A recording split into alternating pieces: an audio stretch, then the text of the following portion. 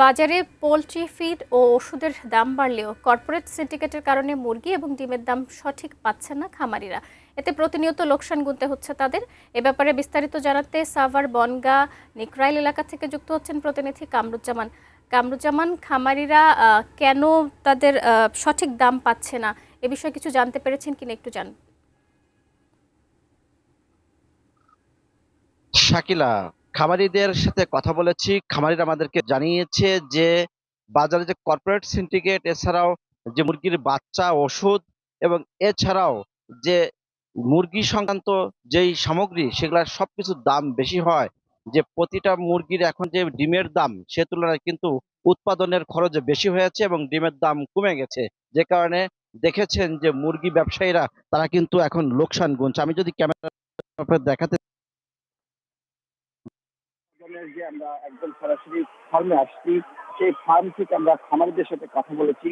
খামারিরা আমাদেরকে জানিয়েছে যে উৎপাদন একটা ডিম বর্তমান তারা বিক্রি করছে 6 টাকা 10 পয়সা, কিন্তু এর চেয়ে বেশি উৎপাদন খরচ হচ্ছে। যে কারণে কিন্তু এই উৎপাদন খরচ বেশি হয়, খামারিদের লোকসান গুনতে হচ্ছে। আমরা কথা বলেছি যারা এই খামারি এবং যারা এখানকার যারা কাজ করে তাদের সাথে কথা বলেছি, তারা বলছে যে প্রতিনিয়ত ছিল খাবারের দাম বৃদ্ধি এবং বাজার যে কর্পোরেট সিন্ডিকেট, তো এই সবকিছু মিলিয়ে কিন্তু ডিম যে উৎপাদন হচ্ছে বাজারে, সেটি কিন্তু আসলে বাজারে যে যারা দাম পাচ্ছে সেটিকে খামারিদের লোকসান হচ্ছে। এই কারণে খামারি আমাদেরকে বলছে যে এইভাবে যদি বাড়তে থাকে এইরকম দিন দিন, তখন কিন্তু আমাদের খামার বন্ধ করে দেওয়া লাগবে।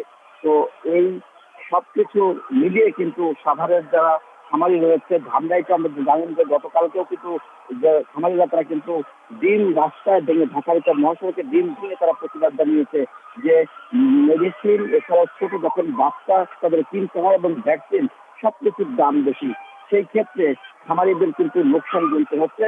এখনই কিন্তু লাগাম টেনে ধরতে তারা বলেছে যে সরকারের উদ্যোগ নিয়ে নিলেই কিন্তু আসলে এই ডিমের দাম আবার ভালো হবে।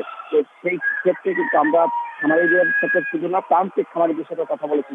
তারা আমাদেরকে জানিয়েছে যে এখনই তাদের এই সরকারের এই কর্পোরেট সিন্ডিকেট ভেঙে আবার কিন্তু মূল জায়গায় ফেরত নিয়ে আসতে হবে বলে আমাদেরকে জানিয়েছে। এই ছিল আমাদের সর্বশেষ সাভারের বন্দর নিচে থেকে আমরা ফিরে যাচ্ছি শাকিলের থেকে। শাকিলা।